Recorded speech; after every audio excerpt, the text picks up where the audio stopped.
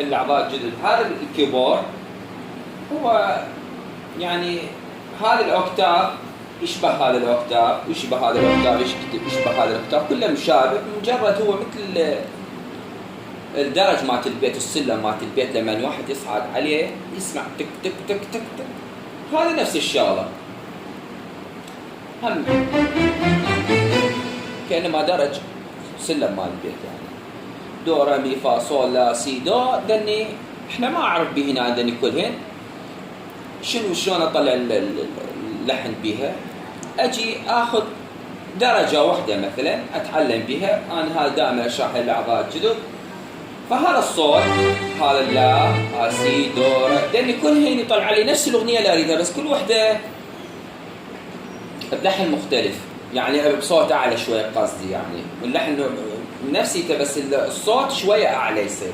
مثلا هسه نجي مثال درجه الصوت، نجي هذا الصوت دن 3 دن 2 نيشنا هذا الصوت صول لا سي دو ري فا صول لا سي دو، هذا هو نفس هذا.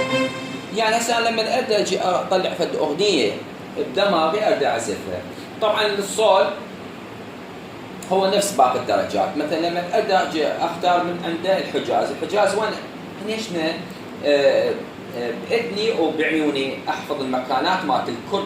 الحجاز الصول، حجاز الصول مثلا هاي هاي هاي هاي هاي هاي هاي هي نفسها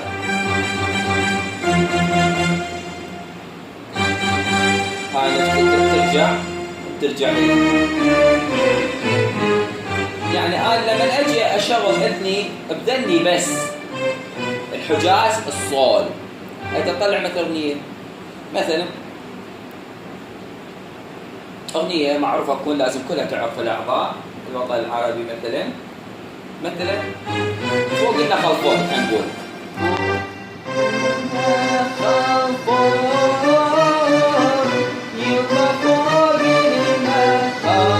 نزل صوتي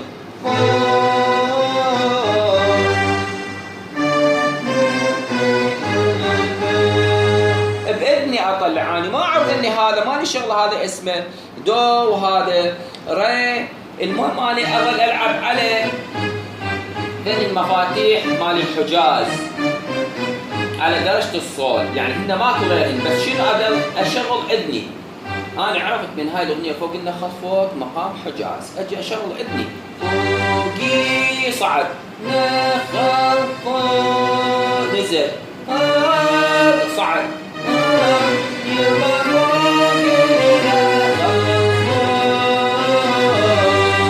نزل.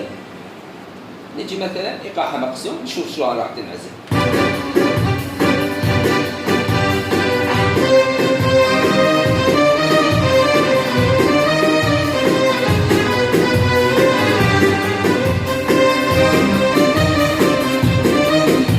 هسه هاي على الصول. اذا انا مثلا اجي اختار اللا حجاز على اللا، هذا الصول هذا اللا راح تتغير مكاناته درجه اللا. شوف صارت هاي نام، اطلع قبال واجد النام، بس استقرار صار النام. شو راح ينعزل؟ راح تتغير مكاناته مو نفس مال الصول.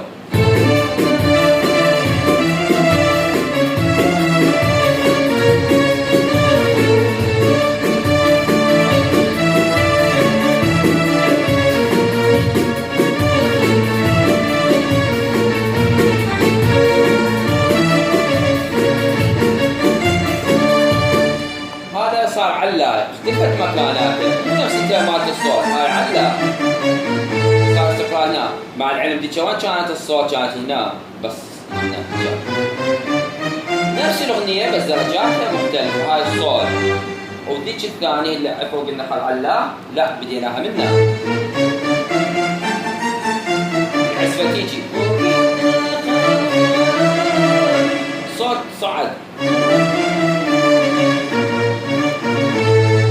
صار هنا، وهكذا باقي الدرجات كل وحده مكاناتها تختلف.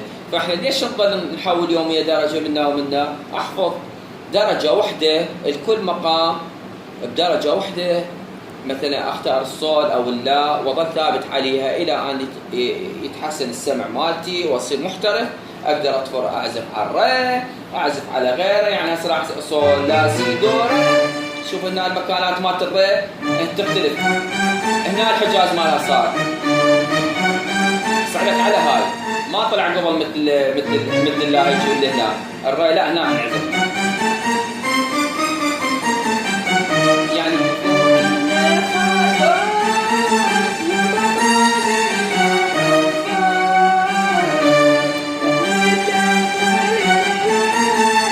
صوت اعلى صار، وهكذا باقي الدرجات. شكرا.